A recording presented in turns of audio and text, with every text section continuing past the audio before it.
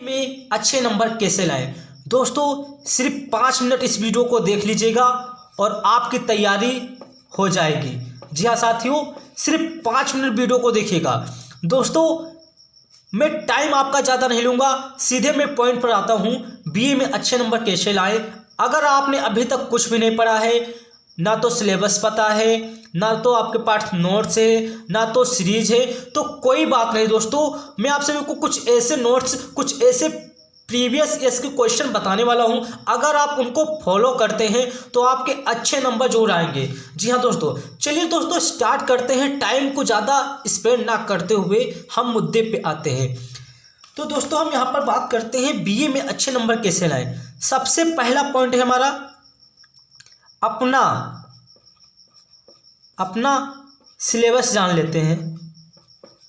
Syllabus, अपना syllabus जानिए, ठीक है। नंबर 2, जब आपने सिलेबस जान लिया तो सिलेबस के नोट्स बनाइए। अभी आप लोग वीडियो स्किप मत कीजिएगा, आप सभी को बताने वाला हूँ कैसे कैसे आगे स्टेप बढ़ना है। अभी मैं आप सभी को ओवरऑल समझाने का प्रयास कर रहा हूँ। उसके बाद जैसे आपने अपना सिलेबस जान लिया, नोट्स बना लिए, उसके बाद प्रीवियस ईयर्स के क्वेश्चन जब यहां तक पहुंच गए 4 पॉइंट, इन्हीं प्रीवियस क्वेश्चन को सॉल्व करना। अब ये देखिए 4 पॉइंट यहां पर हमारे क्लियर हो गए। अब दोस्तों आप सभी को मेन पॉइंट बताने वाला हूं। अगर आप इनको फॉलो करते हैं तो आप बीए में अच्छे नंबर हासिल कर सकते हैं। देखिए दोस्तों, हमने जाना अपना सिलेबस जान लिया, ठीक है।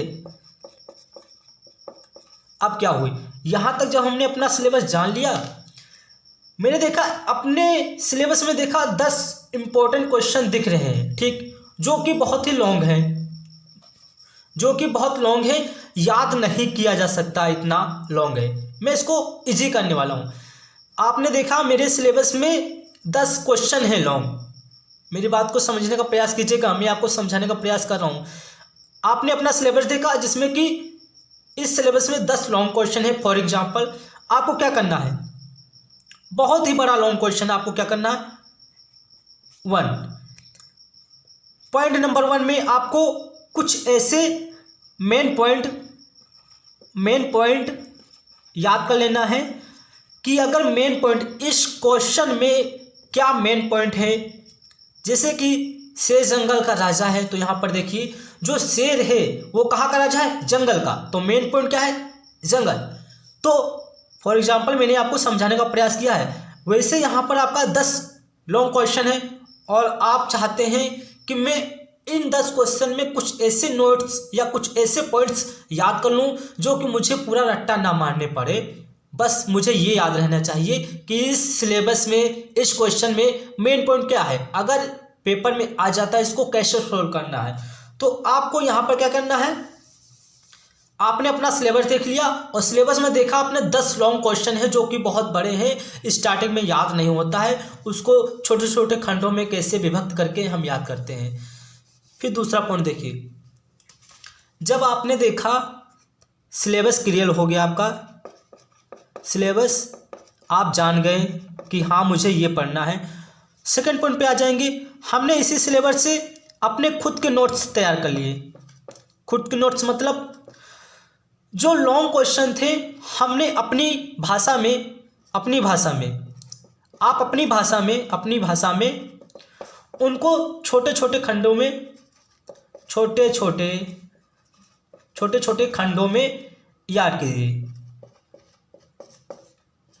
कीजिए। यानी कि दोस्तों मान लीजिए ये इतनी बड़ी लाइन है, यहाँ तक आप यहाँ तक नहीं याद कर पा रहे हैं, तो आप क्या कीजिए, यहाँ लिखिए, यहाँ से स्टार्ट कीजिए, यहाँ तक इतना याद कीजिए, फिर लिखिए, फिर इतना याद कीजिए, फिर लिखिए, फिर इतना याद कीजिए, फिर लिखिए। जब आप ऐसा निरंतर प्रयास करेंगे तो मेरा ये दावा है आपको वो क्वेश्चन का आंसर जो याद हो जाएगा। जैसे कि मैंने दोस्तों बताया, मान लीजिए ये इतना बड़ा आंसर है, आप इतना बड़ा आंसर नहीं याद कर पा रहे हैं, तो आपको क्या करना है, यहाँ से यहाँ तक बार बार जिस प्रकार से आप याद कर पाए बार बार याद कीजिए, फिर उसको बिना देखे लिखिए, याद कीजिए, लिखिए, याद कीजिए, लिखिए। जब इतना याद हो जाएगा तो फिर इसके आगे ये पढ़िए बार बार, फिर लिखिए। अगर आप ऐसा निरंतर प्रयास करते हैं तो आपको वो आंसर याद हो जाएगा। और मेरे कहने का मतलब ये है, आप रट्टा मत मारिए, सिर्फ main point, main point, main point से याद कीजिए। उस क्वेश्चन का मेन पॉइंट यानी कि मुख्य आंसर क्या है, अगर आपको मुख्य कारण पता हो जाए, किसी भी क्वेश्चन का मुख्य आंसर पता हो जाए, तो आप उसको बना बनाकर आराम से लिख सकते हैं। इतना तो आप कर ही सकते हैं दोस्तों। एक बार मैं फिर रिपीट कर देता हूँ ओवरऑल। देखिए, सबसे पहले अपना सिलेबस जान लीजिए, ठीक है, अपना सिलेबस जान लीजिए। सेकंड, सिलेबस में क्या क्या है उसके छोटे छोटे नोट्स बना लीजिए। थर्ड, जब नोट्स बना लिए, अपने आप क्वेश्चन बनाइए कि एग्जामिनर किस प्रकार से क्वेश्चन दे सकता है।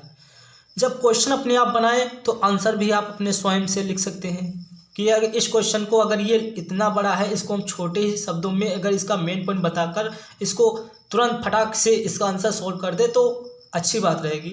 फिर पांचवा पॉइंट, फिर हमें पांचवा पॉइंट यहाँ पर लिख रहा हूँ। पांचवा पॉइंट में क्या करना है आपको, जो भी आप अपना पाठ पढ़ें या फिर जो भी थ्योरी पढ़ें, उसका निचोड़, उपसंहार बोले, उपसंहार यानी इस, जैसे फॉर एग्जांपल हम किसी का जीवन परिचय पढ़ते हैं तो उन्होंने अपने जीवन काल में क्या क्या किया, उन्हें क्या हासिल हुआ, क्या खोया, क्या उपाधि पाई, क्या रचनाएं की। फॉर एग्जांपल ऐसे हम लोग याद करते ना।